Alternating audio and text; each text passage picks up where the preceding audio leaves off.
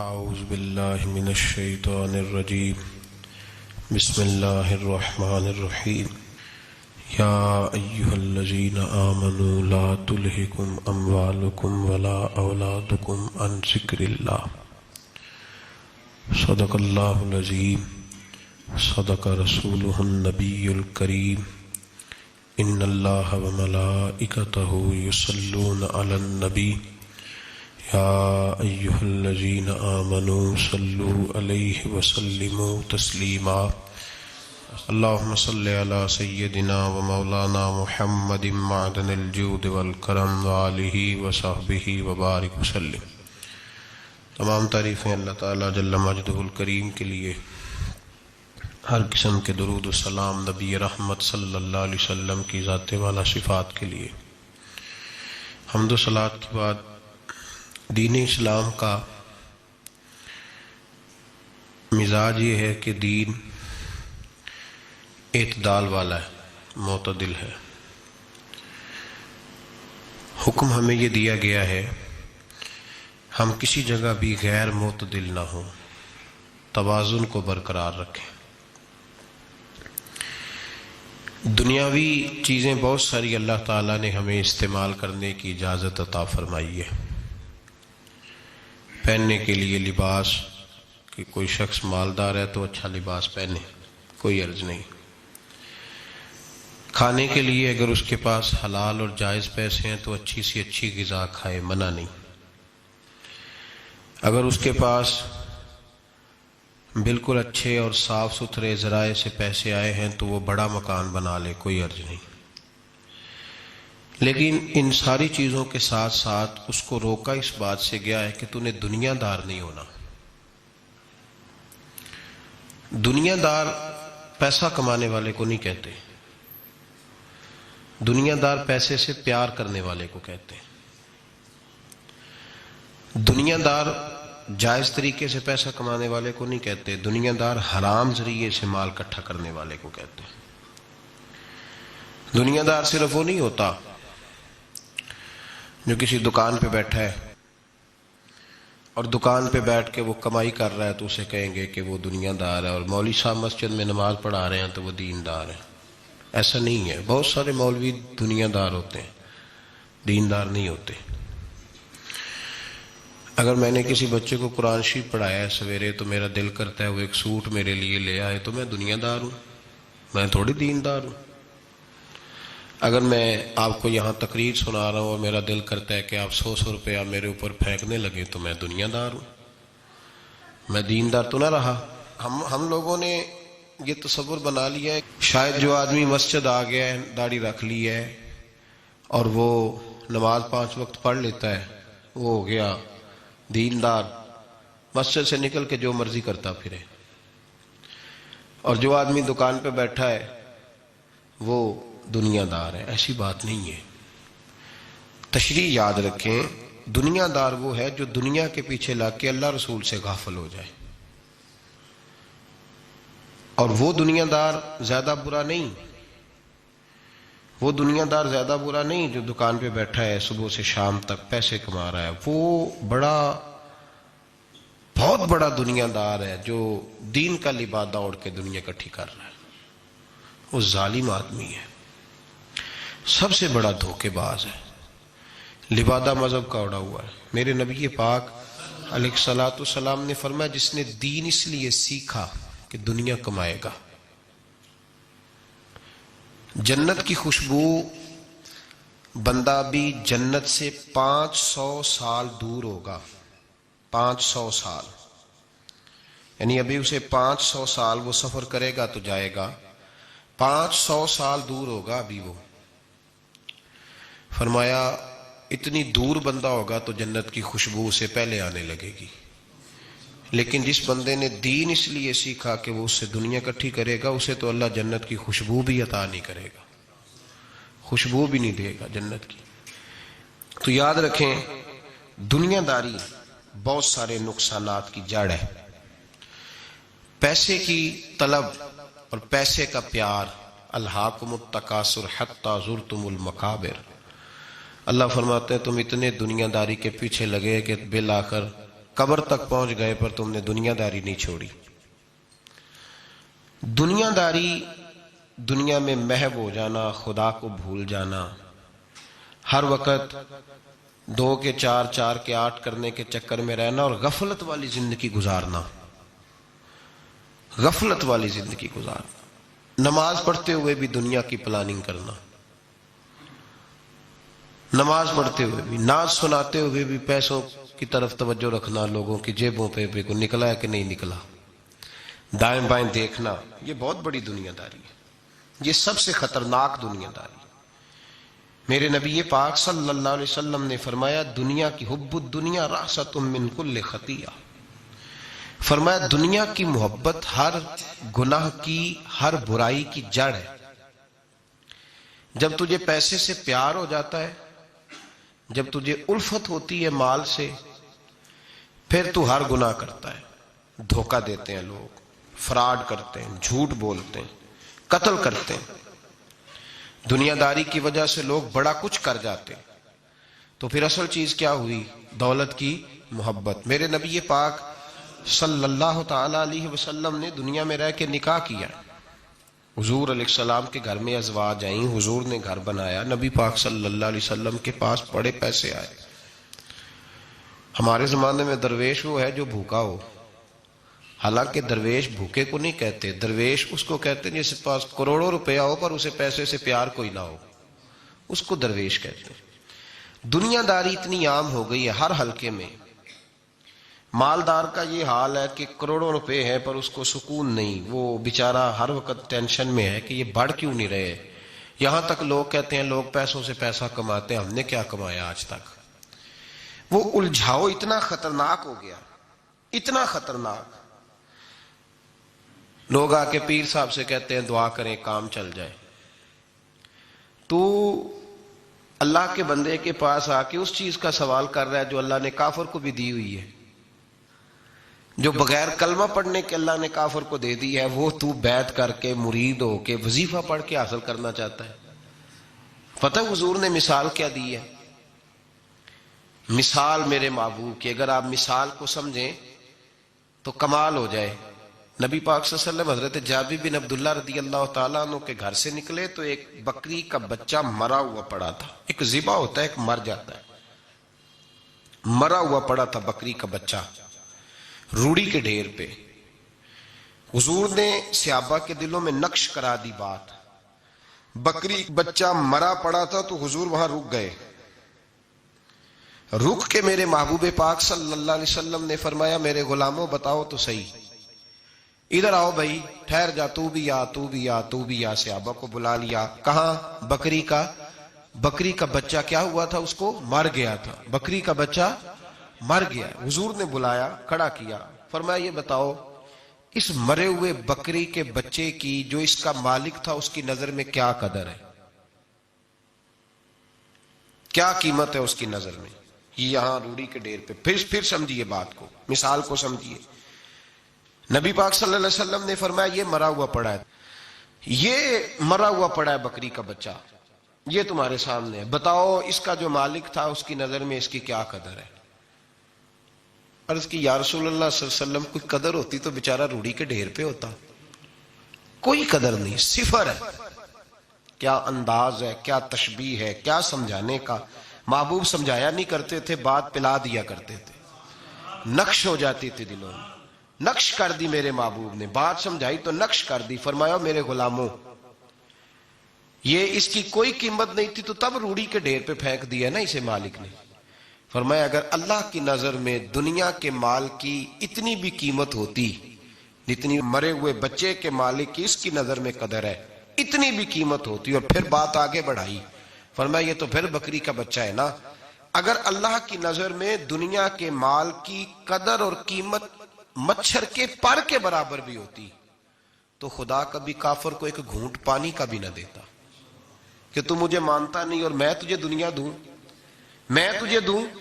فرمایا اگر اس کی نظر میں مچھر کے پر کے برابر بھی ہوتی تو اللہ کبھی ایک گھونٹ پانی کا کافر کو. میں کہتا ہوں یار جو چیز اللہ نے نہ ماننے والے کو دی ہے، منکر کو دی ہے، تو اس کے لیے دعائیں کر رہا ہے. جو نہ ماننے والے کو اس نے دے دی تو اس کے پیچھے بھاگ رہا ہے، تو صبح و شام اس کی منصوبہ بندی کر رہا ہے. صوفی کے لیے، درویش کے لیے، راہ طریقت کے مسافر کے لیے، مسلمان کے لیے سب سے زیادہ یہ ہے کہ وہ زہر پیتا ہے اگر دنیا کی محبت میں جیتا ہے. اگر کسی دنیا دار کو دیکھ کے کسی درویش کا، کسی اللہ والے کا دل مچلتا ہے کہ یہ پیسے میرے پاس ہوتے تو اس شام اسے نماز میں مزہ نہیں آئے گا، گئی اس کی قرآن پاک کی لذت. اس کا درود میں دل کیسے لگے گا؟ تو ساری رات خواب دیکھتا رہا ڈالروں کے، یورو کے، پاؤنڈ کے، کیسے اس کی توجہ آئے گی؟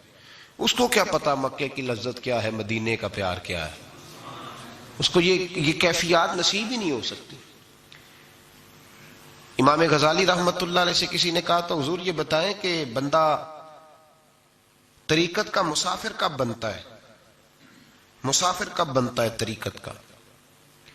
تو آپ نے فرمایا جب اس کے نزدیک سونا اور مٹی ایک برابر ہو جائے. حضرت غوث اعظم رضی اللہ تعالیٰ عنہ نے کچھ عرصہ کاروبار بھی کیا ہے. آپ نے اپنا ایک جہاز بھیجا ہوا تھا، مال بردار جہاز.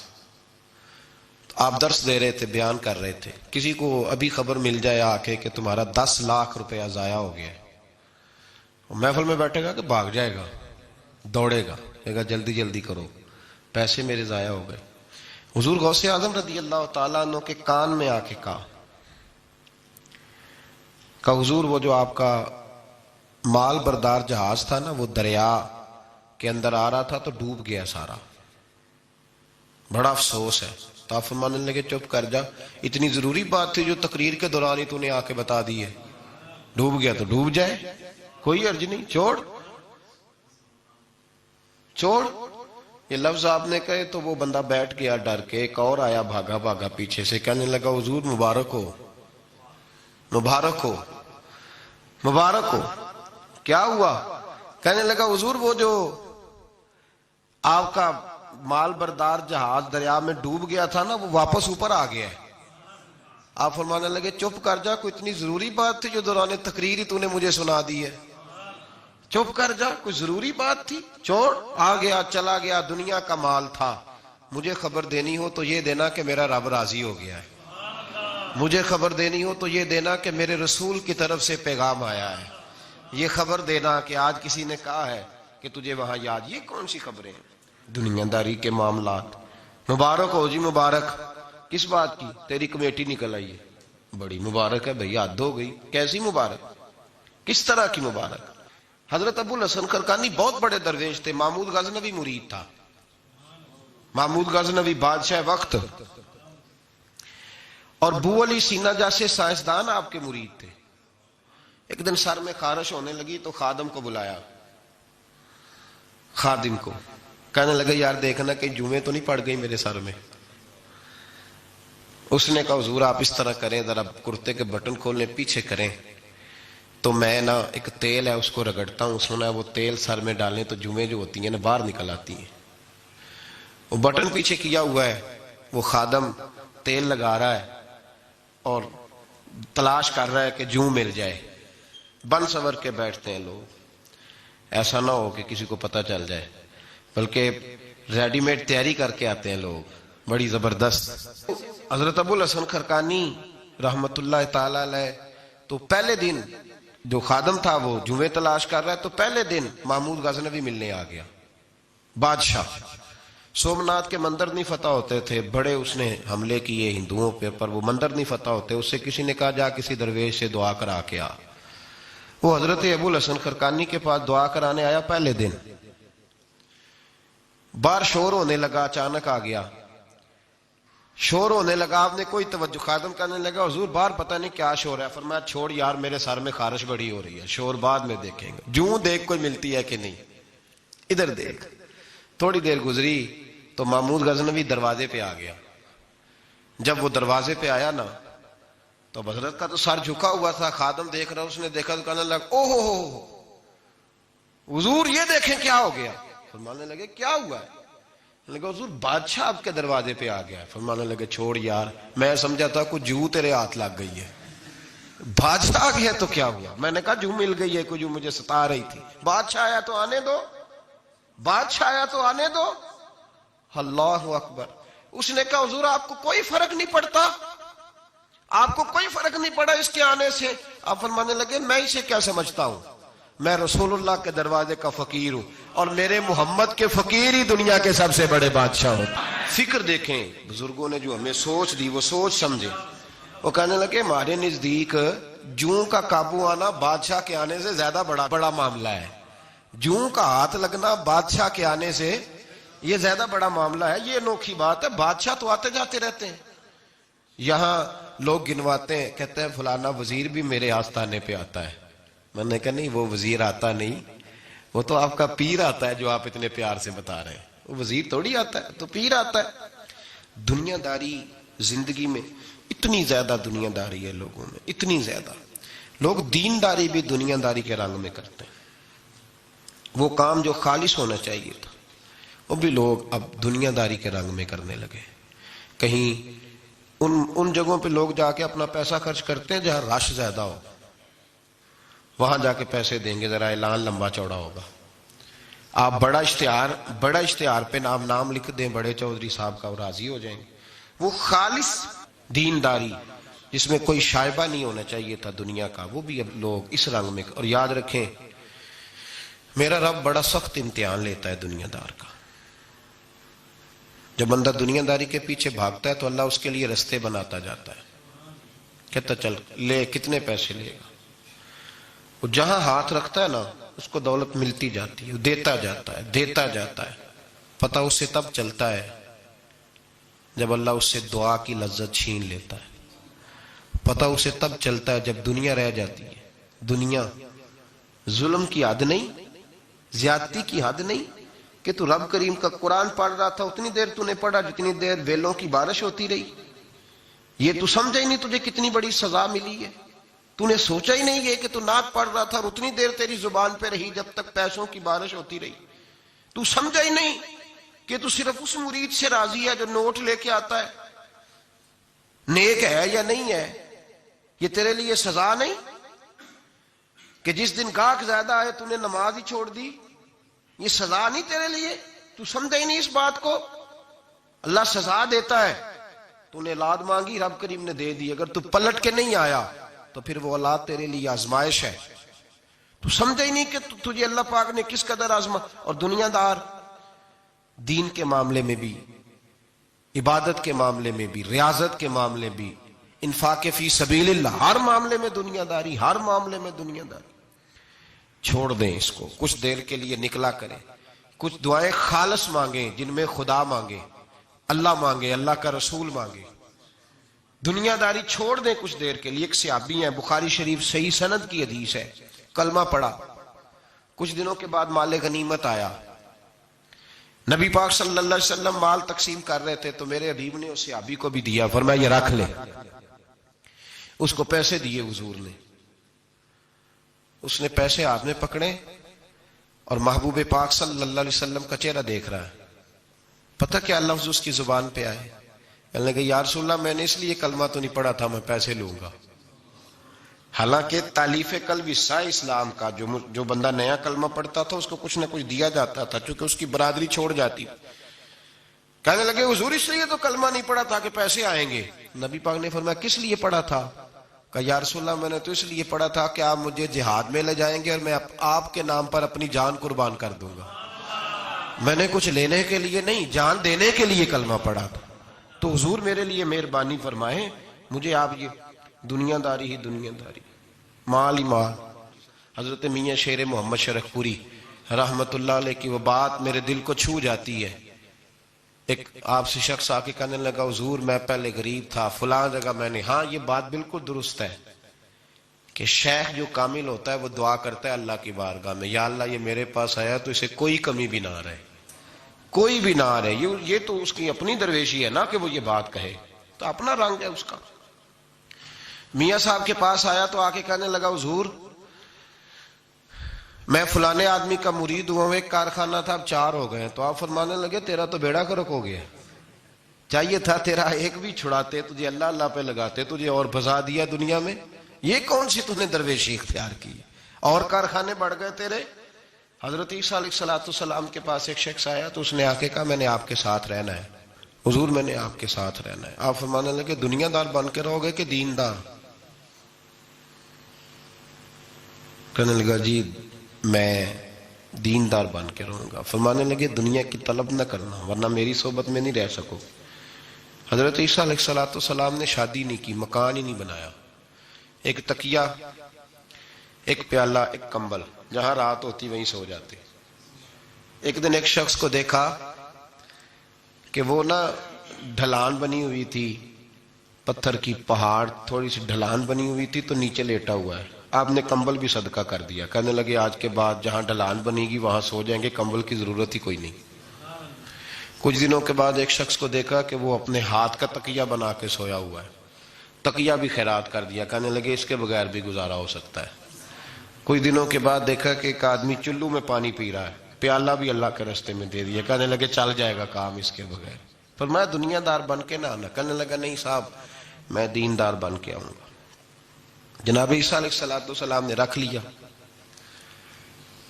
آپ پہلے دن ہی کہنے لگے چل آجا روٹی کھا لے.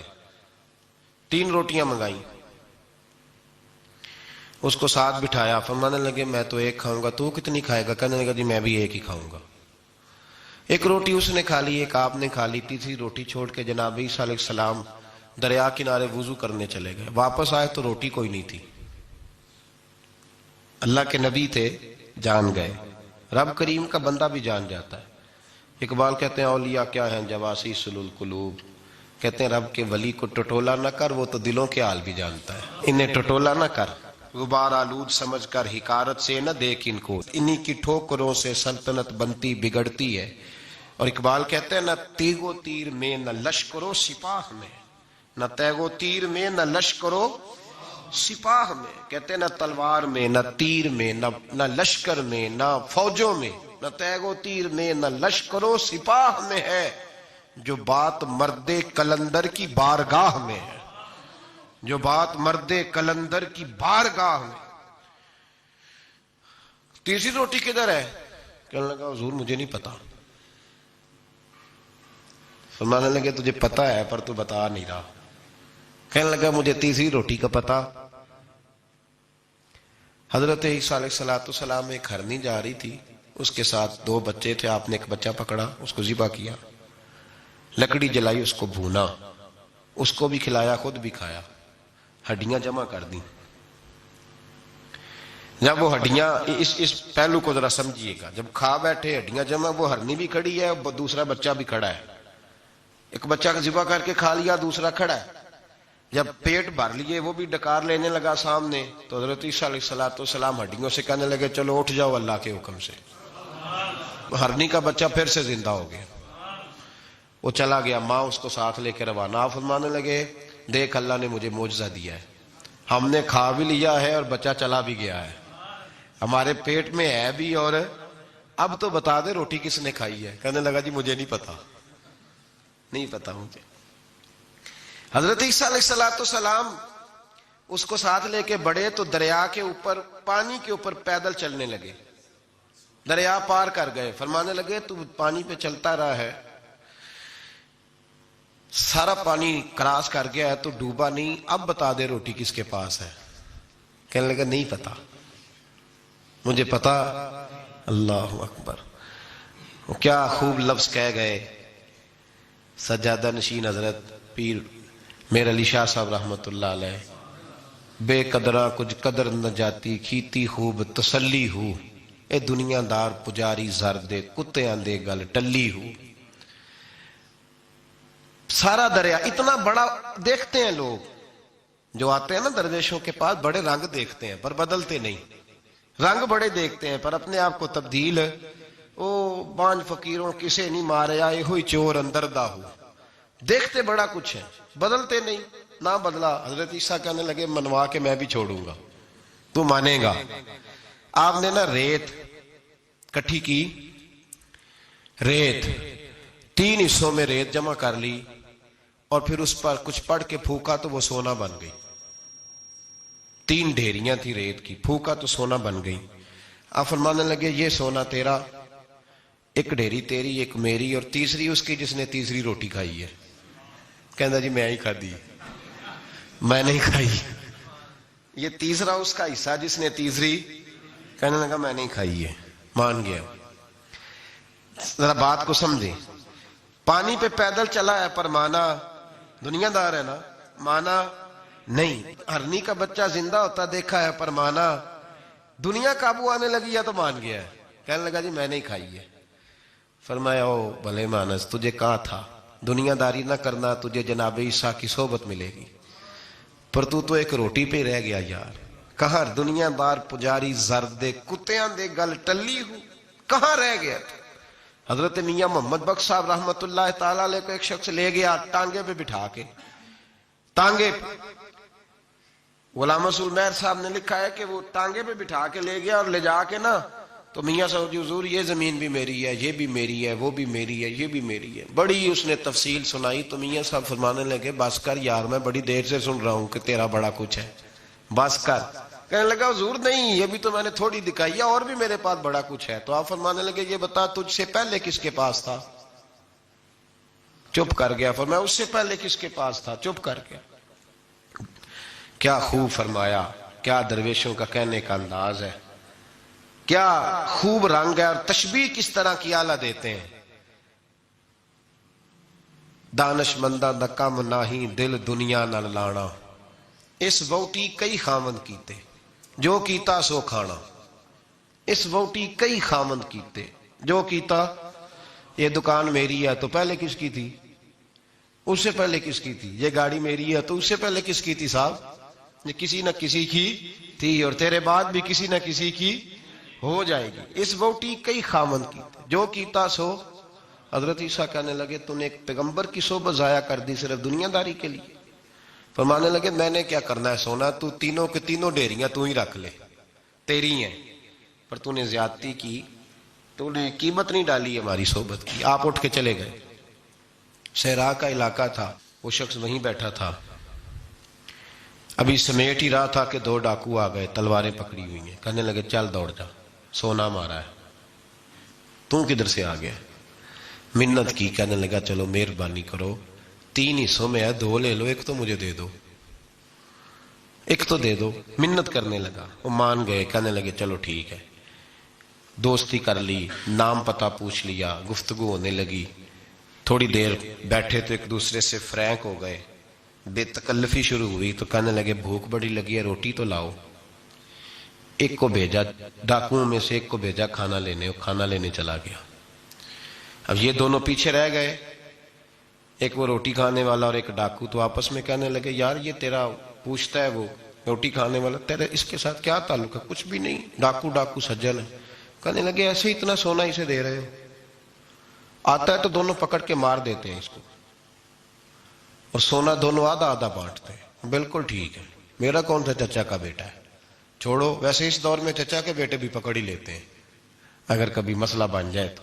چلو جی فیصلہ ہو گیا۔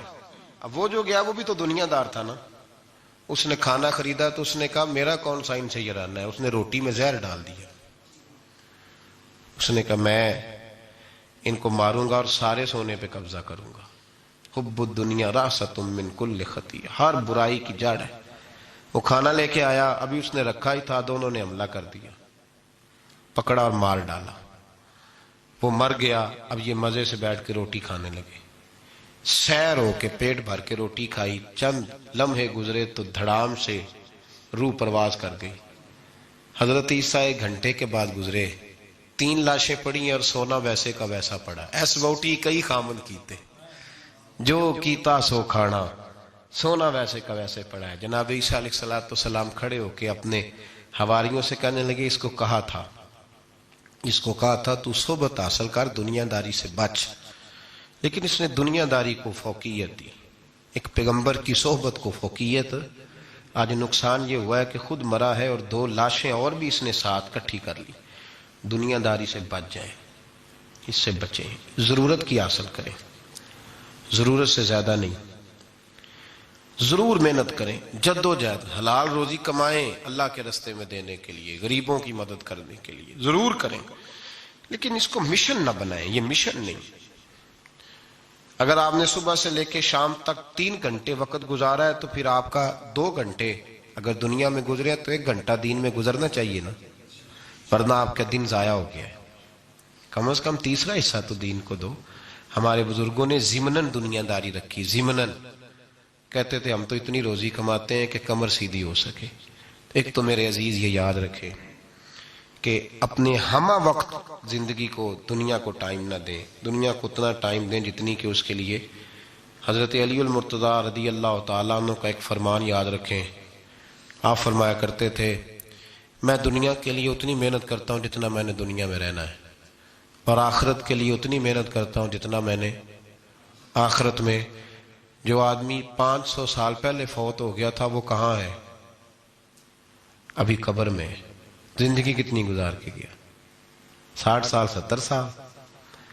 تو جتنا دنیا میں رہنا ہے اتنی اس کے لیے جد و جہد کریں، جتنا جانا ہے اتنا جانے کے لیے محنت کریں، اپنے آپ کو ضائع نہ کریں۔ اور یہ جو اللہ اللہ سیکھ رہے ہیں لوگ درویشی کے رستے پہ، ان کے لیے تو موت ہے، یاد رکھیں۔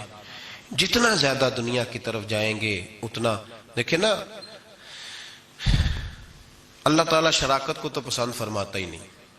اگر آپ نے، اور پھر میں نے کہا کہ جس بندے نے، اس نے نماز پڑھتے بھی یہی سوچا ہے کہ میں نے نکل کے پیسے لینے ہیں، کیا اس نے حاصل کیا ہے؟ اپنے آپ کو خوددار رکھیں، کبھی کسی موقع پر کسی بھی لحاظ سے اپنے آپ کو دنیا داری کے معاملے سے کمزور ظاہر نہ کریں، اور دنیا کا پیار جہاں آ گیا وہ ختم، طریقت ختم۔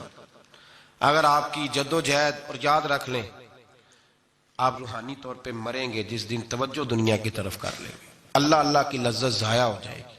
اور پھر ایک اور بات لکھ لیں، تجربے کی روشنی میں عرض کر رہا ہوں، لکھ لیں اس کو کسی جگہ، کسی ایسی جگہ نقش کر لیں جہاں سے کبھی مٹے نہ۔ ہم نے اپنے بزرگوں کی صحبت میں رہ کے ایک تجربہ سیکھا ہے، جس کی پیسے کی طرف توجہ ہوتی ہے پیسے اس کے آگے دوڑنے لگ جاتے ہیں، وہ دوڑتے ہیں، تو تھک جائے گا، ان تک پہنچ نہیں سکتا، تھکا کے ماریں گے تجھے پیسے، اور تو اپنا چہرہ پھیر پیسوں کی جانب تیرے پیچھے دوڑنے لگ جائیں گے، پیچھے پیچھے دوڑیں گے، بھاگتے پھریں گے تیرے پیچھے، بھاگتے ہیں پیچھے۔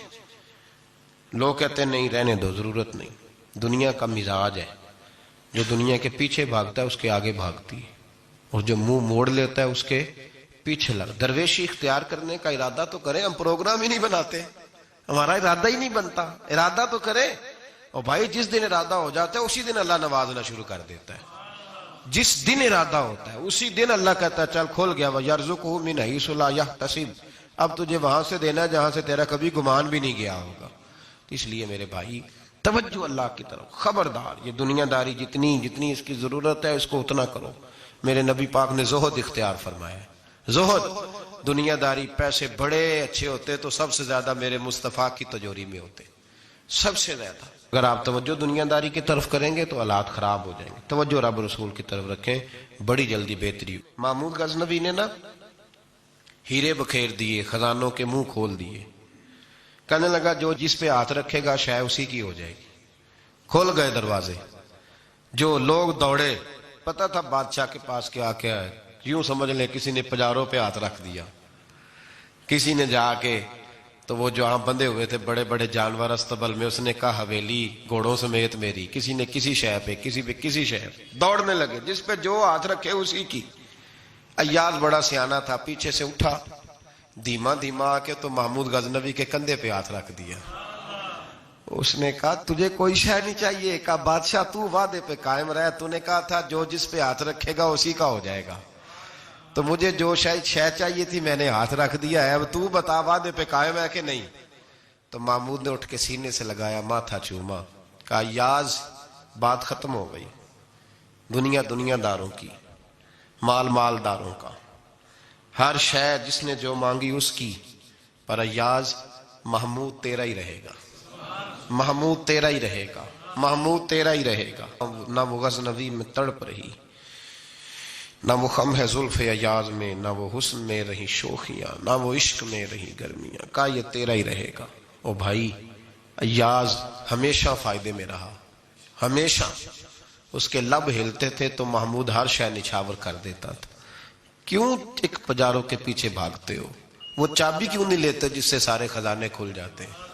وہ چابی کیوں نہیں لیتے جس سے سارے خزانے کھل جاتے ہیں؟ وہ چابی حاصل کرو بس جس کا معمود ہو گیا وہ بچ گیا، اور جو پجاروں کے پیچھے الجھ گیا وہ بس ختم ہو گیا معاملہ۔ اس لیے توجہ ادھر رکھو جہاں سے ہر شے ملنی ہے۔ اعوذ باللہ من الشیطان الرجیم۔